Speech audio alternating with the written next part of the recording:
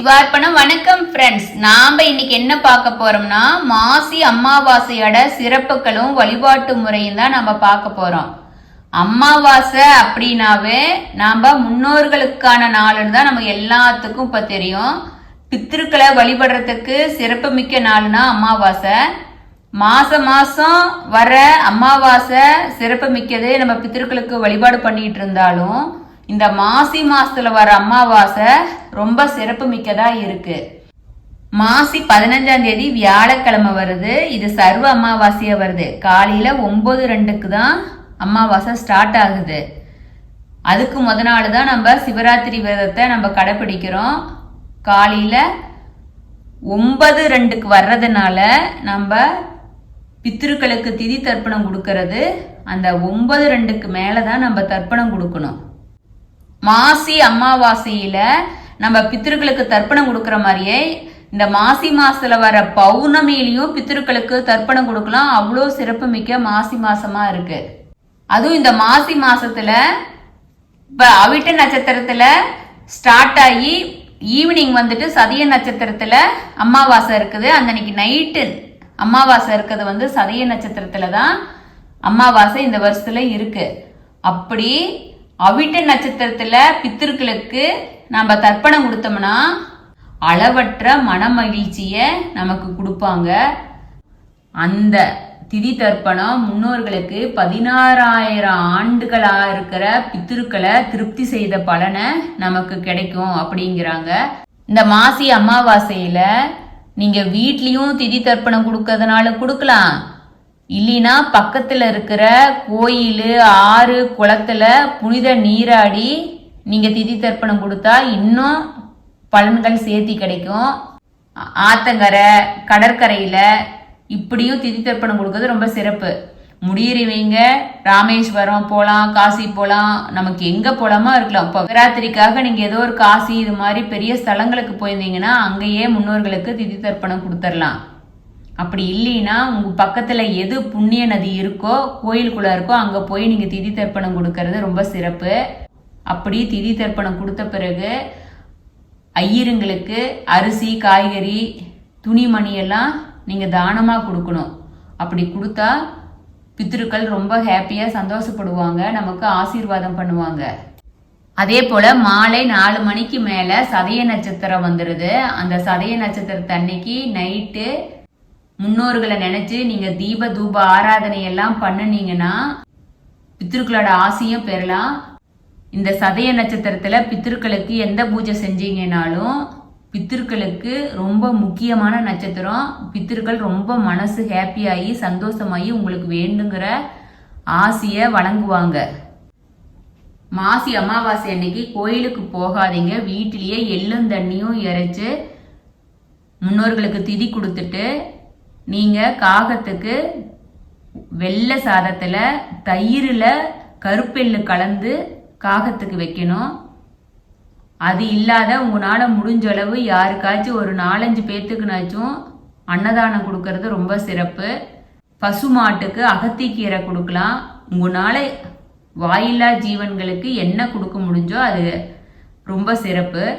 ஒரு எறும்பு குழிக்கு அரிசி மாவுல கொஞ்சோண்டு சர்க்கரைனா நாட்டு சர்க்கரை கலந்து நீங்க குளிக்க போட்டீங்கன்னா கூட அந்த எறும்பு அதை எடுத்து போய் சாப்பிட்டா உங்களோட பாவங்கள் எப்படி அதோட கொஞ்சம் கொஞ்சமா எறும்பு சாப்பிடுதோ அது போல உங்களோட பாவங்கள் கொஞ்சம் கொஞ்சமா குறையுங்கிறது ஐதீகமா இருக்கு. மாலை 6 மணிக்கு மேல நீங்க வெள்ளை பூசணியில குங்குமத்தை கொட்டி அதை சுத்தி உடைச்சிங்கனாலும் சரி, இல்ல தேங்காய செதற்காய உடைச்சிங்கனாலும் சரி, இல்ல எலுமிச்சம்பழத்தை 3 துண்டா வெட்டி அதுல குங்குமத்தை வச்சு வீட்டுக்கோ உங்க ஆபீஸுக்கோ யாருக்கோ இல்ல உங்களுக்கு உங்க குடும்பத்துல இருக்கிறவங்களெல்லாம் நிக்க வச்சு சுத்திட்டு வெளியில ரோட்ல போய் பிச்சு போட்டீங்கனாலும் சரி. இல்ல எதுவுமே இல்லை அப்படின்னா கற்பூரத்தை எடுத்து நீங்க சொல்லுவீங்க இல்லையா, தாய்கண்ணு தப்பங்கன்னு உற்றார்க்கணும், அது மாதிரி சொல்லி கற்பூரம் எரியிற மாதிரி உங்க குடும்பத்துல இருக்கிற எல்லா திஷ்டி தோஷமும் எரிஞ்சிடணும் அப்படின்னு பெருத்தி வச்சீங்கனாலும் உங்களோட தோஷங்கள் குறையும். அது எப்போதுமே அமாவாசைனா இந்த அமாவாசைன்னு இல்லை, ஒவ்வொரு அமாவாசைக்கு மாலை 6 மணிக்கு பிறகு நீங்க இது மாதிரி சுத்தி போடுறது ரொம்ப சிறப்பு. காலையில நீங்க திதி கொடுத்து முடிச்சிடறீங்கன்னா குலதெய்வ வழிபாடு நம்ம எப்பவும் சொல்றது அதுதான். திதி தர்ப்பணம் முடிஞ்சதையும் நீங்க குலதெய்வ வழிபாடு பண்றது சிறப்பு. முன்னோர்கள் எந்த கோயிலுக்கு போனாங்களோ இல்லையோ குலதெய்வம் கோயில்ல காலை வச்சிருப்பாங்க, வழிபாடு நடத்தி இருப்பாங்க. குலதெய்வனாவே நம்ம முன்னோர்கள் தான். அதனால முன்னோர்கள் வழிபாடு பண்றது, குலதெய்வத்துல கூட திதி தர்ப்பணம் கொடுத்தனா நீங்க கொடுக்கறது ரொம்ப சிறப்பு தான்.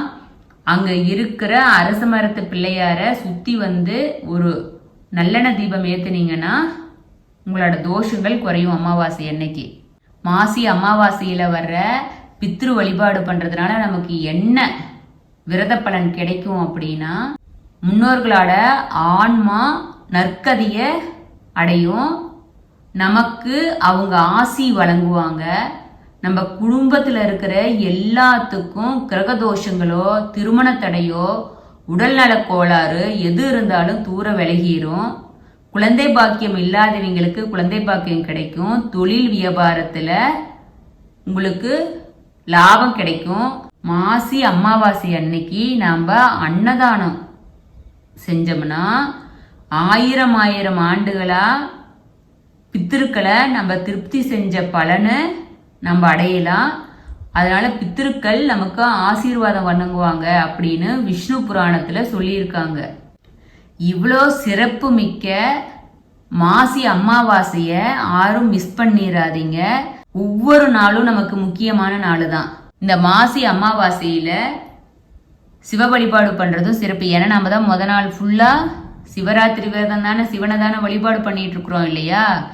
மாசி அமாவாசை காலையில அமாவாசை அன்னைக்கு குலதெய்வ வழிபாடு சிறப்பு, சிவ வழிபாடு சிறப்பு, அம்பாள் வழிபாடு சிறப்பு. அமாவாசைனா உங்களால என்ன முடியுதோ அதை பண்ணுங்க. இதுதான் பண்ணணும் அதுதான் பண்ணணும்னு கிடையாது. நீங்க எதையுமே நமக்கு பண்ண முடியலையேனோ நீங்க ஃபீல் பண்ணாதீங்க. நீங்க பித்திருக்களுக்கு எள்ளும் தண்ணியும் இறைச்சிங்கனாவே அவங்க அன்பா ஏத்துக்குவாங்க. காகத்துக்கு சாப்பாடு வச்சீங்கனாவே போதும். முடியாதவங்க இது மாதிரி பண்ணிக்கிங்க ஃப்ரெண்ட்ஸ். மாசி அமாவாசை கடுங்குழி காலம் முடிஞ்சு வசந்த காலம் தொடங்குறத குறிக்கிறது தான். இந்த மாசி மாசத்துல ஆன்மீக சிறப்பு மிக்கதா இருக்குது. இந்த மாசி மாசத்துல தான் நம்ம சிவபெருமானுக்கு உகந்த சிவராத்திரி விழாவும் நடந்தது. காரையான் நோன்பு, ஹோலி பண்டிகை, இப்படி பல திருவிழாக்களும் இந்த மாசி மாசத்துல தான் வருது. அவ்வளவு சிறப்பு மிக்க மாசி மாசத்துல வருது அமாவாசையில நம்ம குலதெய்வ வழிபாடும் முன்னோர்களுக்கு திதி தர்ப்பணம் கொடுத்து நம்ம எல்லா விதமான கிரகதோஷங்கள்ல இருந்து தூர விலகி எல்லா நன்மைகளும் பெற்று நம்ம எல்லாரும் பல்லாண்டு வாழணும்னு நம்ம சிவார்ப்பணம் 61 சேனல் கேட்டுக்கிறோம். சிவார்ப்பணம். வணக்கம் ஃப்ரெண்ட்ஸ்.